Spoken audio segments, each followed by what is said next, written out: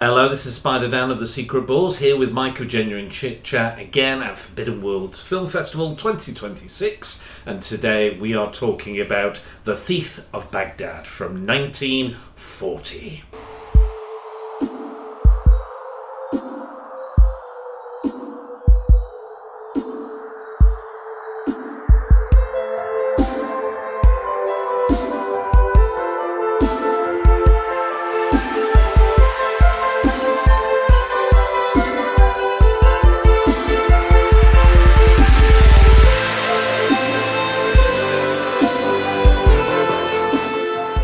So this is the final day of Forbidden Worlds Film Festival 2026. The themes is fantasy, or it's myths and legends.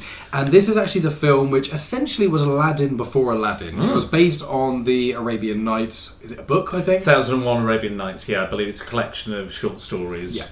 So fables. That happened, and then there's a silent film in the 20s, which is Thief of Bagdad, and this is like a soft remake of that. And then Aladdin took from the Arabian Nights original works, and also quite a lot from this movie. So absolutely. this is Aladdin before Aladdin, and it's in colour. It's in colour, and it's a film that really inspired Ray Harryhausen, who was one of the legends of this weekend, and also he did Clash of the Titans, Jason the Argonauts, a lot of the Sinbad movies and things. So we also had the introduction from the Harryhausen Foundation again. Rain really down cool. the Harryhausen Foundation. And one thing I realised when I found out about this movie is that they had blue screen. In 1940, they had blue screen. I thought that technology would actually kind of started around the middle of the century. I thought it was later as well. I thought when Donna did it in Superman, that was one of the first times it had been used like properly well.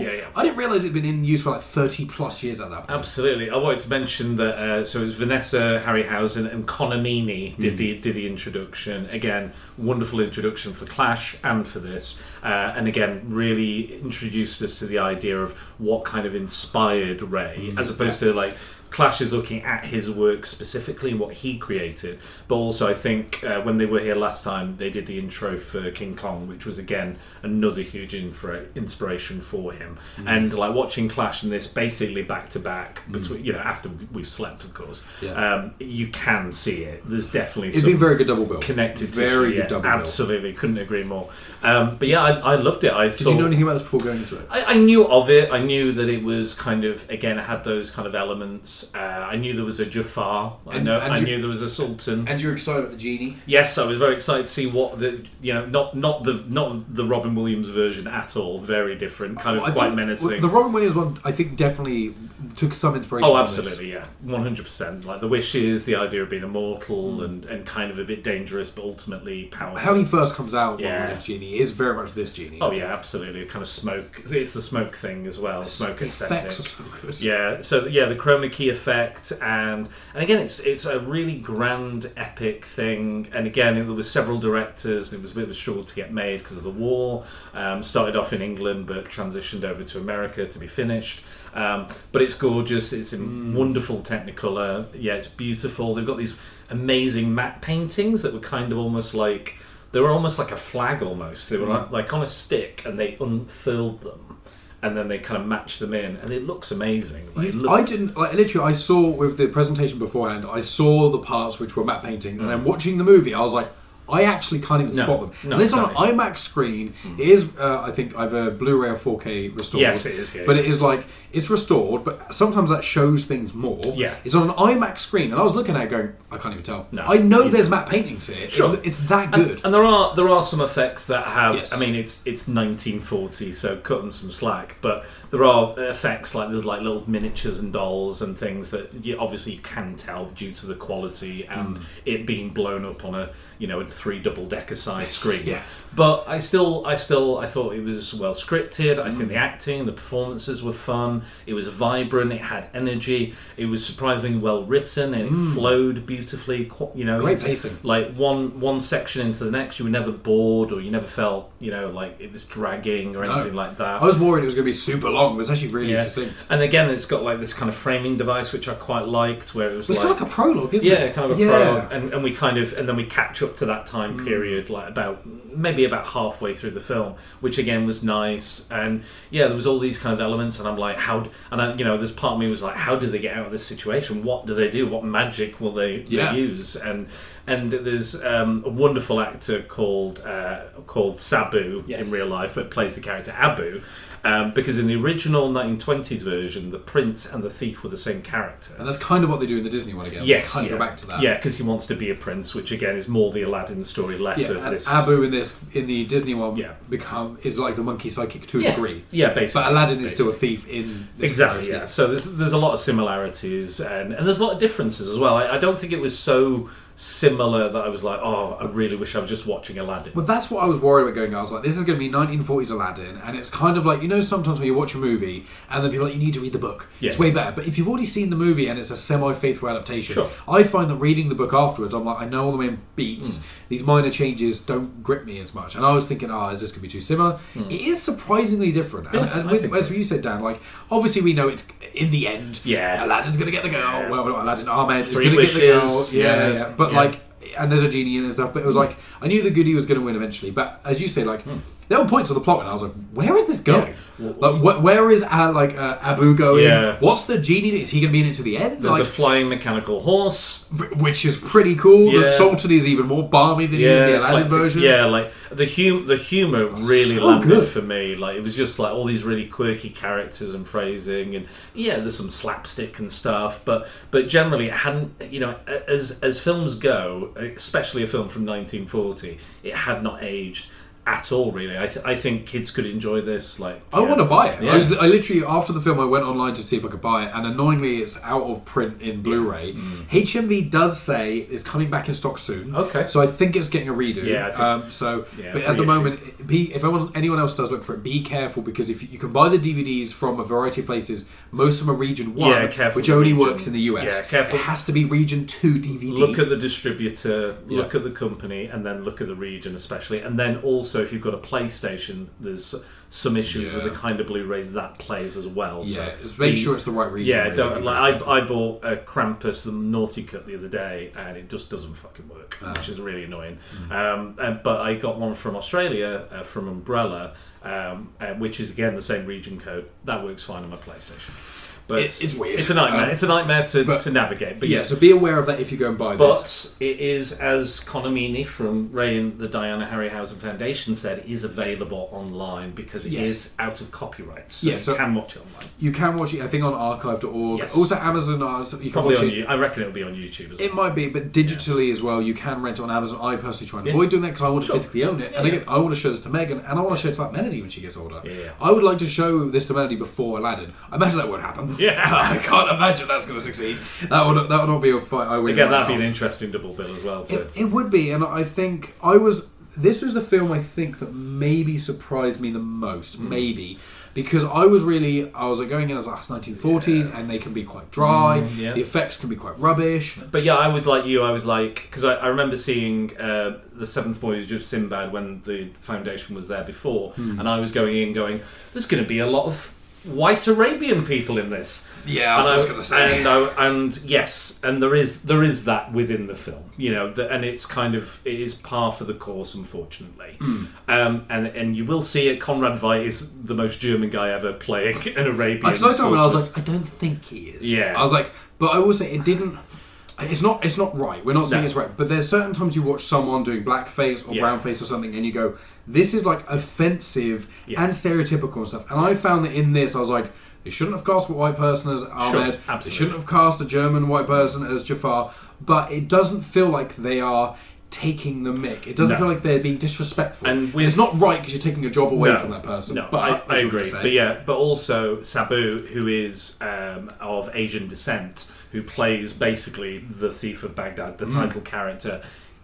This is some of the most positive representation you could ever see in 1940 of somebody who was non-white. He had all the best. He had this story. Like Ahmed was all wrapped around loving the princess, and even Abu at points is like, all you do is talk about loving the princess. Yeah, oh god. Abu had a couple of. Let's go sail. Exactly. I was like, there's something going on here. There was a bit of Abu. I was like, But it was like Abu had a couple of like plots going on without Ahmed at all. Yeah. He had all the best lines. He had like some really great like free running-y stuff in it. Yeah. There's that bit where he is running away. He's stolen something. He's running away and he's hiding in the pots, like in Aladdin. Exactly, like, it's the exact same sequence. He's the best character by far. Yeah, and there is a point where he turns to a dog. So there is a part of the film where he's not on screen, but that doesn't go on that long, and it's still showing how he's a good dog character. Actor. That's a good dog I love actor that dog. well. Very, very good dog. But also, he was only, while they filmed it, obviously it took a little longer to film due to the war, but he went from 13 to 15. It's only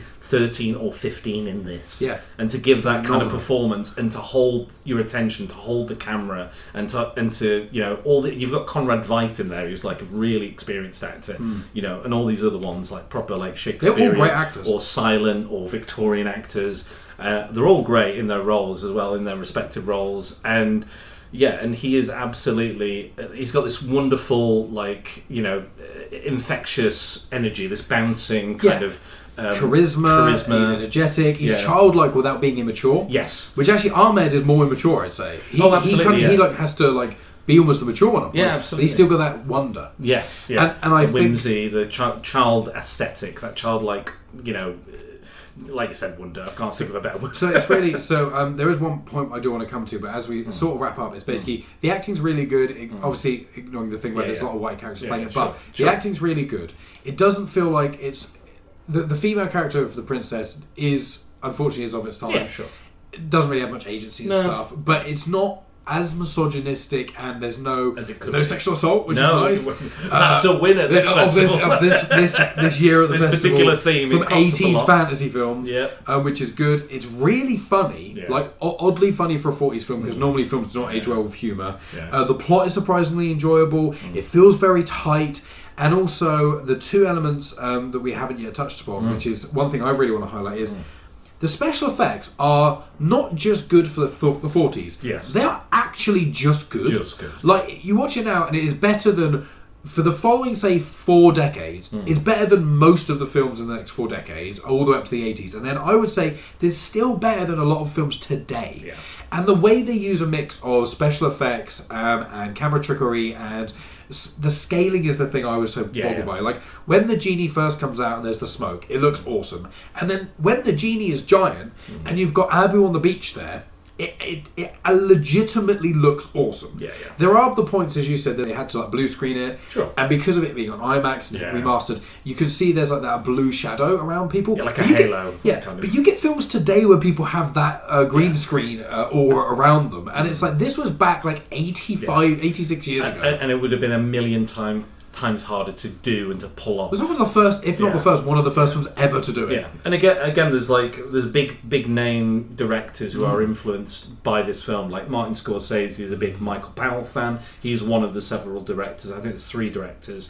And again, that could easily be a problem as well. It could feel like 3 different films, but it really doesn't. It's so seamless. I couldn't tell you which section was directed by who or when those changes are. I'm sure somebody could. But I was along for the ride, and again, the Thief of Baghdad stole my heart. Very nice, yeah. And the genie's great. The spider scene is really cool. I appreciated the genie's Brooklyn accent. That was quite funny. It was just out of nowhere, but he was giving it his all. Yeah, he was a really kooky, weird genie, and that's what you want from a genie or a genie. Well, really intimidating. Yeah, and the dynamic is different to what you get in Aladdin, which is this film is empirically different to Aladdin. Yes, the core beats are similar, but actually it's genuinely a really, really different film. And what I'd say is actually one thing I really want to raise was this film is far more different to Disney's Aladdin than the live-action Aladdin of Disney is to it. And also, I would say this film is better than the live-action Aladdin. Oh, easy. Yeah, but I actually don't mind the live-action Aladdin. But I would say this genuinely goes toe-to-toe with the Disney Aladdin. Yeah, absolutely. There's not the music. There's a couple of songs in this which are okay. Yeah. They're not bad. They're okay. Yeah. But really, the thrill of it, I was so surprised. And actually, Jafar in this is so much better than the live-action Jafar. Right? The Disney's Jafar. Disney's cartoon Jafar worst thing. Well, cartoon Disney's Jafar. Yeah, fantastic. Is amazing. Yeah, He's probably the best of the 3. But The live action Jafar is the worst part of the live action Aladdin, I'd say. Hello, I am Jafar. Get me the lamp. Oh. Yeah, he can't act. He's not threatening. Boring. The Jafar in this has got so much more magic to him. So much more. He's so much more sinister. Yeah. It's so. I was so surprised. This was the sleeper hit for me of the film festival. Yeah. And I think genuinely of the whole festival, it's in my top 3. Yeah. Like, surprisingly so. I couldn't blame you for putting it there, because I just think it's superb on every level. Yeah. And yeah, it is what it is, and we've acknowledged those things. But yeah, I think it was an absolute blast, and Ahead of its time. carries you away on that magic carpet ride. Ahead of its time by 30, 40 years. Easy. Amazing. So, friends, that wraps up our Aladdin, well, our Thief of Baghdad 1940 review. You said it. I said Aladdin. I just keep comparing it. But yes, this is of Forbidden Worlds Film Festival 2026. I'm Genuine Chit-Chat. This is Spider and the Secret Boars. Make sure you follow us both on all the social media places. You subscribe to our podcast feed on any audio feeds, and you subscribe to us on YouTube, because we are both doing the movie reviews and interviews. Alternate. Go back and forth. Do not message Mike asking where my podcast is. Do not message me asking where Mike's podcast is. The links will be in the description. Don't do it, because it'll annoy me. Well, annoy him. You can message me. Open book. You can ask us any questions with messaging and stuff, but also contact Forbidden Worlds Film Festival, like their stuff, share, comment on their posts, and say how much you enjoyed our coverage of it. Because we did it last year. Check out all that as well. Great fun, and we're hoping to do it next year too. But thank you for all your listening and your support and things like that. All sharing, liking. Please comment. Tell us if you've seen this. All that great stuff. I think that's everything for this review. So, thank you so much. We appreciate you, and we'll speak to you very soon. And I understand they're of the time, and also things can be. Sorry, the lighting. Yeah, the lights are gone. Lights are going again. Oh, there we go. Oh. The genie's fucking with us. The genie. It's the genie. This is not. The Thief of Baghdad has stolen our light. It has. I'm trying. It's going to be off now. Is that it? Are you done? Are you done? Okay, now I'm going to turn on the light behind us and keep this rolling. But it's one of those. Yeah, you were saying. Oh, come on, Genie! This is it. Live recording. This is what you get. The gin. We've got the demonic gin after us. Yeah, but as you were saying, like. Oh, interrupted me even though I was halfway through the sentence. No. I thought I'd pick up from where you were leaving off. I was going to say he's called the gin. I realised. Yeah, gin. Yeah, gin. But Sorry, go ahead. I'm joking. But I was like you. I was like,